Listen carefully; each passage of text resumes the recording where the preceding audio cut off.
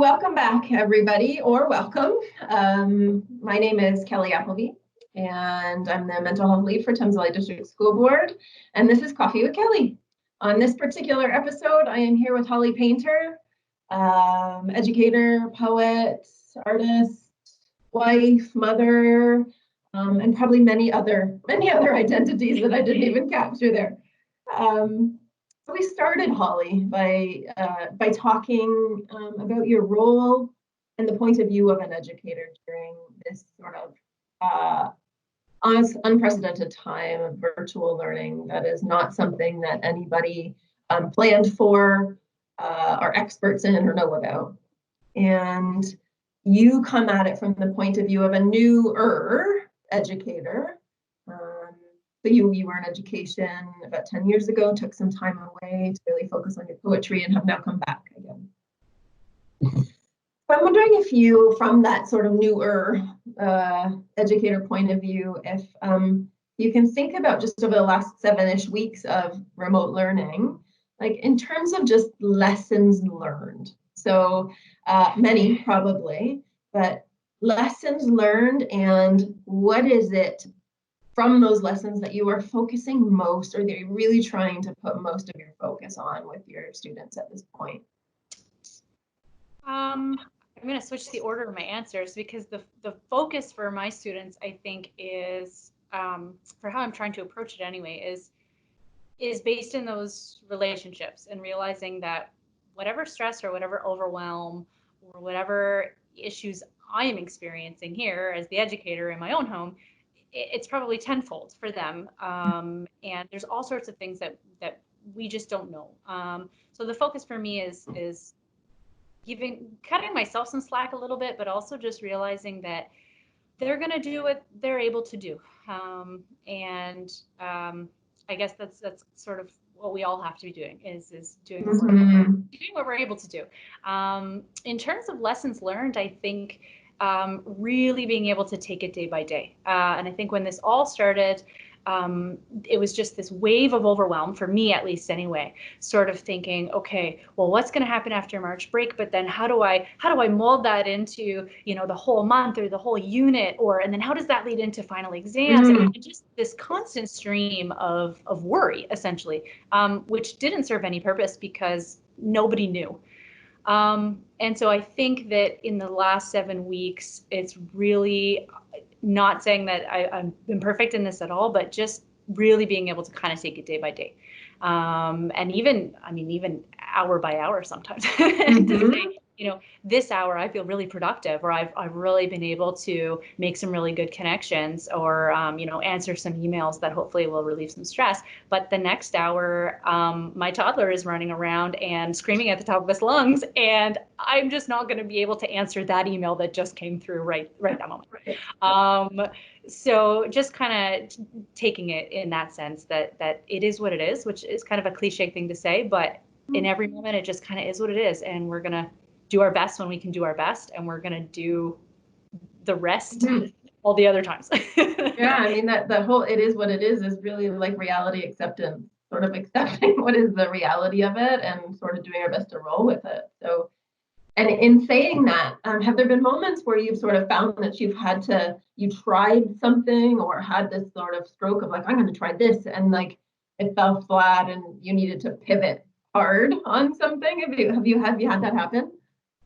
I think that it's been sort of, I think at first when this all started again, I kind of wanted to, be the best that I could be, and really jump on everything. And I think at some point in time, I had 50 tabs open in my phone of like resources of how to do online learning. Wow. And, you use this resource and jump on this thing. And at some point I just realized that it was just way too much, and I wouldn't be able to do all of those things normally. So why would I think that I could do them all then, right? And I think, luckily, I think I caught myself before I started putting that onto my students, because then I sort of realized the best thing to do was just to sort of do some things that we had already been doing in class, and to really start there, because there was no way that I could jump into learning all these new things, and expect them to do it too on their own. But I think that in terms of a pivot, it was more internal. It was just the pivot, realizing, I'm not gonna be able to do this perfectly or even super, super well. Yeah. And just kind of being able to see where my students were at. One of the first things that I did, well, the first thing that I did when we were sort of back, was I just sent out a student survey, and it didn't have anything to do with curriculum. It just asked them how they were feeling. It asked them what questions they had. It asked them just, what worries they had, whether they had access to things. And that's where I started from, because, and even in that, I was worried, like, oh, the first week where we're supposed to be doing learning again, I'm just doing a student survey, and I'm spending this time putting a PowerPoint together that answers their questions that have nothing to do with curriculum. But that worked, because it gave me a sense of. Was there a payoff in that? Yes, because I think that it allowed me to, even in the self-doubt moment that I wasn't jumping right back into curriculum material, it really let me feel like myself in my educator role, which I think is something that I've really been struggling with. And I guess in terms of a lessons learned, is that we're doing this so differently than we would in our regular classroom. But when we can find moments where we feel like ourselves, those Yes. are the wins, I think. And Yes. myself in my classroom tries to be really in tune with how my students are feeling, and building those relationships. So then I kind of stuck trying to stick with those things. Are you able to pinpoint, because I think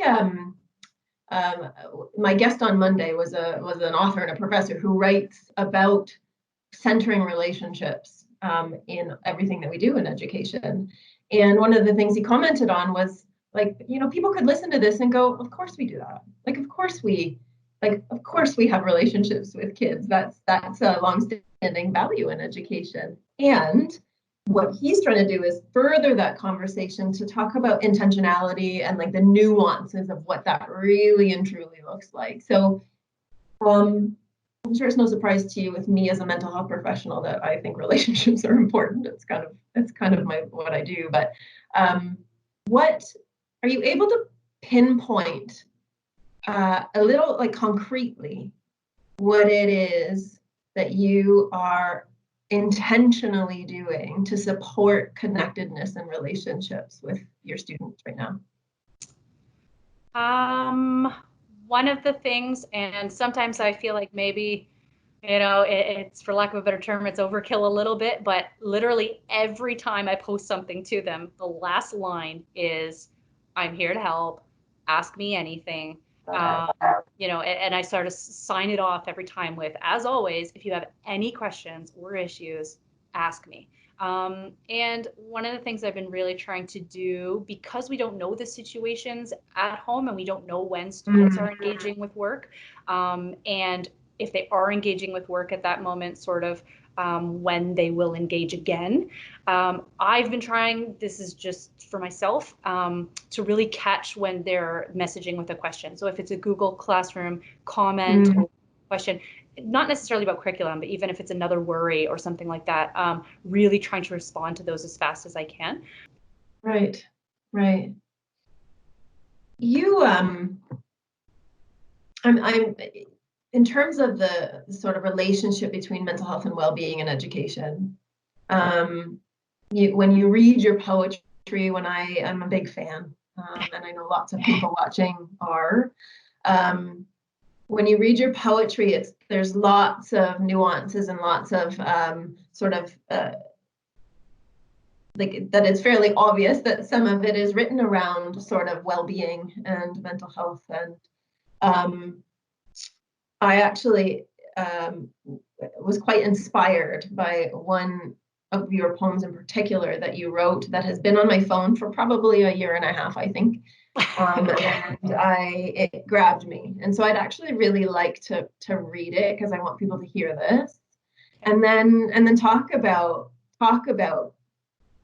it a little bit. Sure. So this is your poem. When my feelings are messy, I clean my house. I have a really clean house. When my anxious gets disheveled, I try to collect the crumbs it scatters as best I can. When worry spills over everything, I wash my windows in an attempt to see more clearly. When doubt leaves its muddy fingerprints, I wipe my mirrors to help my reflection gleam spotless. I vacuum so that if anyone tells me to suck it up, I can honestly say that I am trying. That brings emotion for me. I think it's beautiful. And so when I read that, I think, oh, this woman, she's like, she gets the mental health piece and she gets the well-being piece.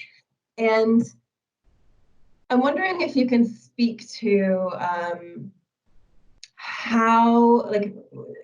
how that weaves in through your poetry and even through your pedagogy as a teacher, the whole mental health and well-being aspect of things.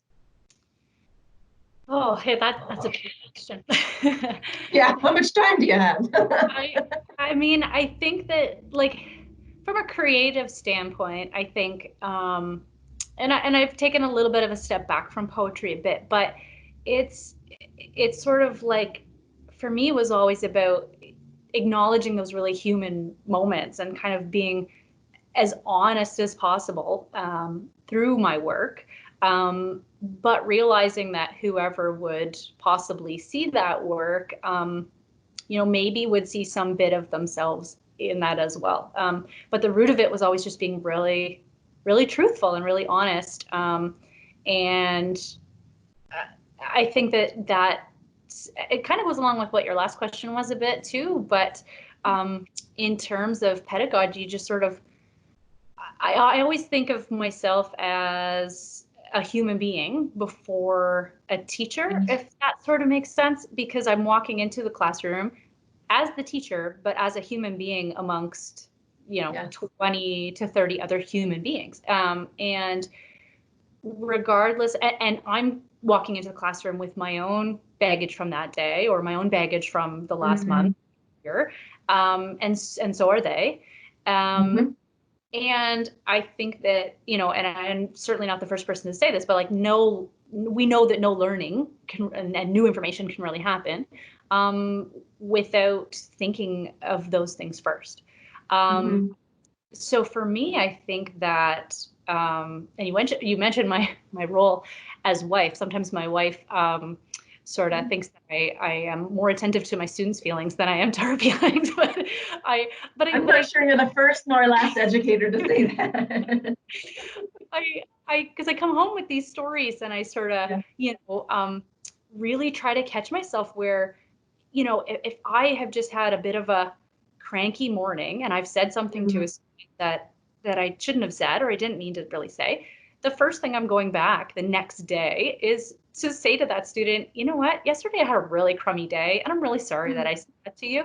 And I really, really try to do that as much as I can, just in terms of that modeling, and also just really being real with them. And I think that's what drew me to poetry, what drew me to spoken word, what drew me to wanting to do workshops and work with youth and have introduced this way for them to be creative, but to also be real, and to just really talk about what it was like to be human, human in that moment or human from their last year or whatever it is that they wanted to talk about.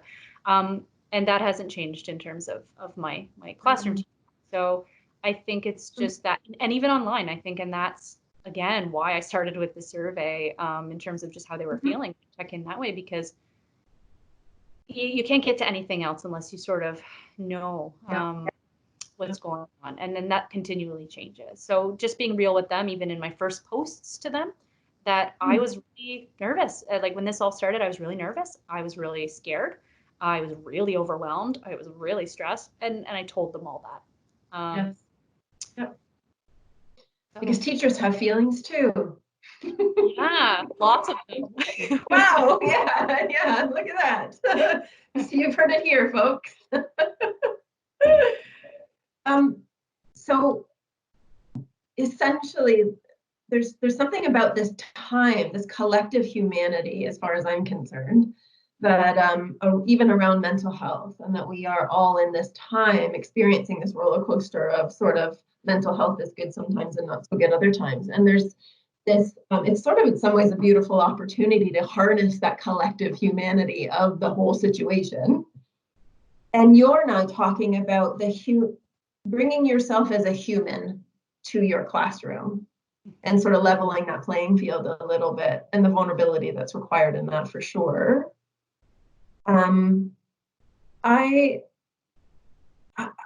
You said something really interesting about relationships and repairing relationships. You just spoke about that. So I'm curious about that, because relationships are easy when they're easy. Yes. We know that in life in general. If anybody has a relationship, they know that. And when there's a break in the relationship, or when it's not so easy, then there's repair that's sometimes required. And you just spoke about repair. So I'm wondering if you could speak about how you intentionally put your focus on repair when required. When you know there's been a break in a relationship, or there's a student that isn't quite buying into you, and there's a break there, how do you manage that? Oh, I think that, I mean, how I manage it is I have a lot of feelings at home after those days, really. But Of course you do. Yeah. I think, and I mean, I think that this answer is so different from distance learning, because I think, in distance learning, what I'm missing, what I'm really, really missing, is all of those little moments where you pick up on what another person is feeling and how they're communicating. And so much of what students are communicating is not verbal and direct and exactly, it's all of that intuition of, realizing that a student isn't quite engaging the way they have for the last month, or, body language that's sort of showing you that something's not right, or, a lot of times they're not going to tell you I mean, some of them will, but they're not going to tell you point blank when they're really upset with you. Mm-hmm. But you're going to know. And so I think that what I'm missing in the distance learning is that ability to pick up on all of those signals and then be able to check in. But I think in terms of my normal classroom, I think that I like the way you said that in terms of repairing a relationship. I like to really find ways to communicate to everybody, whether it's modeling and kind of talking through my own feelings in front of them, or whether it's a one-on-one, but really making sure that they know that every day is a new day. Every day is a new day. If you did nothing in my class the day before, I'm not going to assume that that's what you're going to do forever. Or, if you had a really bad day and you were angry and maybe you did something that I was not happy with, I'm still really happy to see you the next day. And I think that, like anything, it can be really difficult to do that. And, I have my own self-doubt around doing that. And because you have your pride as a person and as an educator. You want students to like you. I think. I mean, I want my students to like me. Absolutely. So, when you feel like they don't, it can be then really hard to put yourself out there, because it's a vulnerability. It's a huge vulnerability. But I think that if the poetry life actually taught me anything, a newer teacher, but coming from 7 or 8 years of going into classrooms and just being totally vulnerable and just throwing it all out there. And I think that's really served me. But it's also, and you won't always get the response back that you hope for. But then to kind of think of it in terms of a modeling. So even if I come back and I try to repair the relationship and I be really vulnerable and that is not met on the other side by that student and they just think I'm weird, at least then I've just modeled that that's a way that things could be. Absolutely. Yeah. You were recently, a tweet of yours was recently quoted in BuzzFeed. Yeah, on my Yeah. birthday. What a I know, fantastic both. present. I know. So, and like I read the article, like there was your tweet, and then you were in, there was like a bit of an interview, like you were quoted in the article. So how did that come about? Um, Literally, that's the miraculous world of Twitter, which I am a big fan of Twitter. That's how I do a lot of my connecting as an educator as well, though. Yeah, no, it's just somebody from a writer from BuzzFeed reached out in my DMs, and so I don't know that I don't think it was anything special on my part. Just the weird world of the internet. Somebody seeing something I wrote. So yeah. That's really cool. Yeah. You in mental health, it's not always easy to be out there and to be vulnerable and to be honest and to, like, you talk a lot about the vulnerability in terms of your values as an educator. And I think for a lot of people, it's really hard to be honest about mental health. And when I look at, like, some of your tweets, you're a big fan of Twitter, so what you wrote something a couple days ago on Twitter, and I'm just gonna repeat it because the humanity of it is lovely. So today my anxiety is buzzing around my body, igniting little lies wherever it lands, whispering all sorts of nonsense about my worth. To me and you, if you need to, breathe. I would imagine that that's a sentiment that many educators can be like, yeah, yeah. So in your educator community, like the people that you converse with and talk with, how are you supporting each other in what must be a billion and one different feelings right now? Yeah.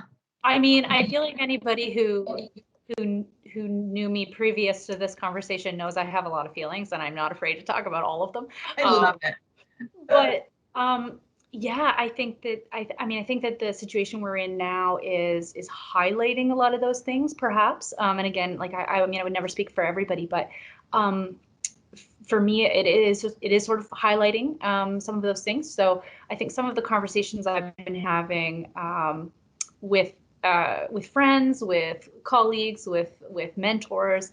I mean, it depends on what I'm feeling, or sometimes there's definitely been moments where I'm feeling super inspired and I'm feeling like I can do some work to explore that resource that I want to work with in the future or whatever. But I think that it comes down to just being kind of real. And I even sent a message to a friend of mine today, and I said, I didn't do distance learning very well this week. And I just want to tell you so that I've told someone, because I was just holding it and I was feeling bad about it. And I think that we all need to know who those people are that we can reach out to. And I think the honesty of it, so that can also be the part of the breath. So you just sort of you read that tweet, and I think to send out that tweet sometimes is the breath for me, to just share it, to message a friend and say, I'm really sucking at this week, and I don't know what to do with that other than just say it's not going well. That can be the breath.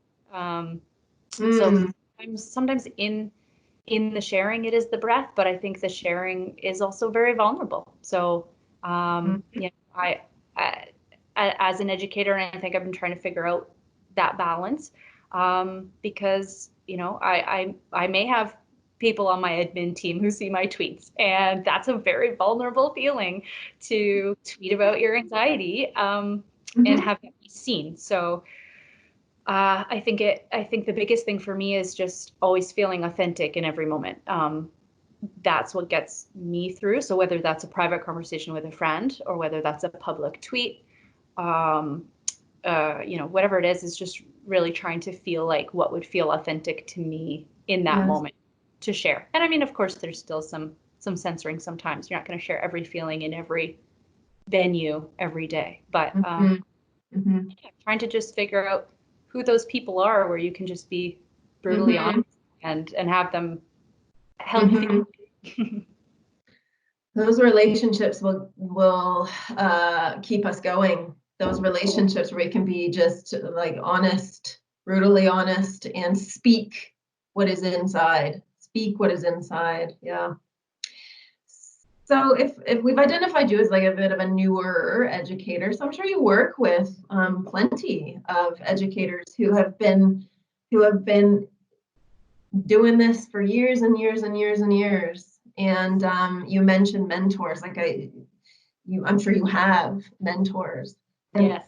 and how have there been any ways in particular that tapping into your mentors, like how have they been helpful to you during this time?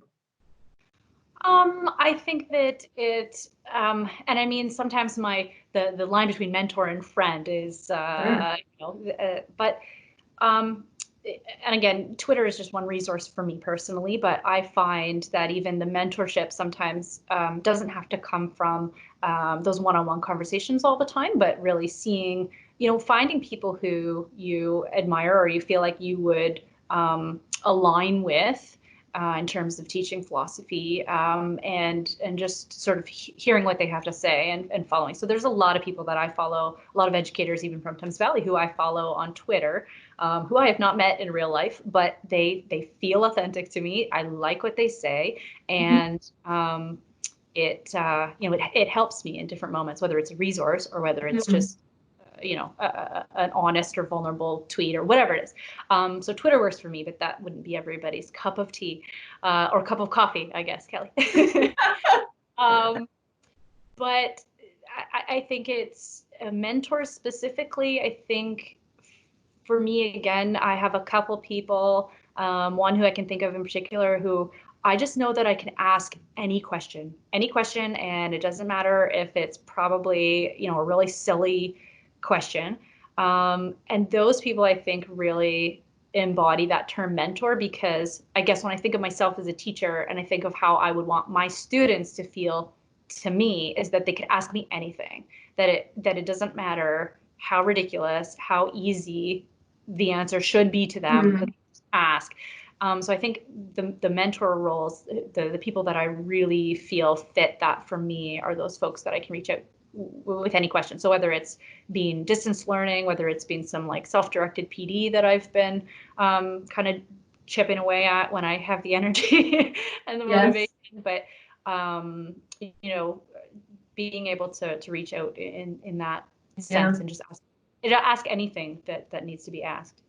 It sort of just speaks to like that really and truly. And Dr. Tranter, my guest on Monday, said this is that the basis of well-being, whether it be in our lives or the basis of well-being in education is and the research tells us is relationships. That's the basis. So connectedness. So you're talking about focusing on the connectedness and relationship and authenticity with your students as sort of like a pedagogical value that you have.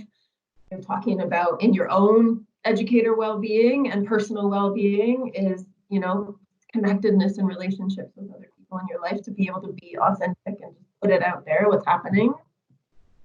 And then there's this identity also outside of you as an educator is you, as well as many educators, are juggling being a partner, being a parent of a toddler nonetheless. Yeah. Yeah, being, with working and trying to shape the minds of your students. And it's a struggle. It's a struggle collectively. It's a struggle. How's that going for you? How are you doing with that? I think probably overwhelm and insecurity would be the two big words, Yes. because I think that the overwhelm sort of, I think, hit me initially when it all started, of just Yeah. really not knowing at all what we Yeah. were getting into, which maybe has kind of settled down a little bit at this point, but the Mm-hmm. overwhelm of not knowing, having to pivot, to adjust, try to get things like try to connect with those students, report back, all of that sort of thing. The overwhelm of being thrown into new family routines because, you sort of have, you establish family routines around work and things like that, and having to just rejig all of that. And then I think the insecurity, and I think for me, when I talk about mental health and I talk about wellness, for me, it's a lot of self-work. So I think that there's tons of resources and tons of ways to reach out and to connect and to share how you're feeling and to access resources. But I think that it's a lot of work of knowing yourself as well. Really taking notice of how you're feeling, how you react to how you're feeling, what might help, what doesn't help, and then how that changes over time. So for me, when I say insecurity, for me that shows up as a lot of anxiousness, and some days are better than others. But then also kind of just tapping into, and the weird thing about right now, and I haven't really figured out whether it's a positive or a negative, but you just have so much time in your own head. Oh man, oh man. Yes. There's not a lot of distraction from it. And so the negative side of it is the spiraling and the overthinking, which already, I would deal with. But the positive side of it is just really being able to continually tap in and kind of check in with myself and say, like, I'm feeling really anxious right now. Have I had a glass of water? Have I went outside? Have I seen the sun in the last 3 days? Did I receive an email that's stressing me out? Or, so just trying to tap into those things. And I think for me personally, and again, it might not be for everyone, some of what might come out of this in terms of a wellness perspective might help after all of this is that's an interesting thought. Yeah. Maybe. I don't know. I think there's going to be a lot to deal with in terms of mental wellness after this. And again, readjustment is constantly that readjusting, but maybe some things that we're having to tap into and think about that might help. I don't know. Maybe that's just a glass half full. I think it's a wonderful sentiment, and I hope the same. I am so appreciative, Holly, of your authenticity and of your humanity and of your willingness to show all of that to me and to whoever's listening, because even it's Mental Health Week, but even beyond Mental Health Week, we need to be able to talk about our normal and natural feelings in an honest and open way. And so this brings me to this thought of that I've mentioned to a couple of other guests, but something that's really grabbed me recently is this something that I saw on Facebook that I tweeted, and it said, it's okay if you fall apart, because sometimes tacos fall apart and we still love them anyway. I feel like I need to put that on my phone. The way you've put poetry on your phone, I need to put that sentiment on my phone because that's so perfect. Think about how much everybody loves tacos and they fall apart all the time. I think one of the things that I just thought of that I really wanted to say was just that we can't do it all. And I think that's something that when you're saying juggling all of those roles and we can't, I mean, maybe to use the taco analogy, this might be very terrible, but like you can't fill everything so full. You have to just you can't be everything to everyone every day. And that was something that I was also working on in my in from normally, that I couldn't do everything perfectly and I couldn't be everything to everyone every day. But then especially now, I mean, I can't be the perfect teacher to 65 students and the perfect partner and the perfect mom every day. It's just impossible. So sometimes I have to just give myself a little slack. Gosh, thank you for saying that. I really appreciate that, because I think there may be some people that are trying to do all of those things and just needing to, again, show ourselves some grace around that. So I I know that your words will resonate with many, and I'm so thankful and so grateful that you agreed to have this conversation with me, just to be able to really put out there the honesty and the humanity of what's happening. So, and yourself as an educator, and yourself as a person, as a woman, as a wife, as a mother. So, thank you so much, Holly. I am so appreciative of you being here, and I know everybody else will too. So thank you for sharing your insights about sort of education at this crazy time, and just in life in general. So with much gratitude, thank you very much for your time, Holly. I really appreciate you asking, and I don't know that I don't know that any of us have the answers to any of it. So even if I were to rewatch this video, I would say all of that stuff's already been said, or I don't know that there's any pearls of wisdom in there. But I think that's all we can do: do our best and try to find ourselves and find those things that make ourselves feel good. Yeah. Cheers to that. Cheers to that. Cheers to that. Thank you, Holly. Take care. Thank you so much.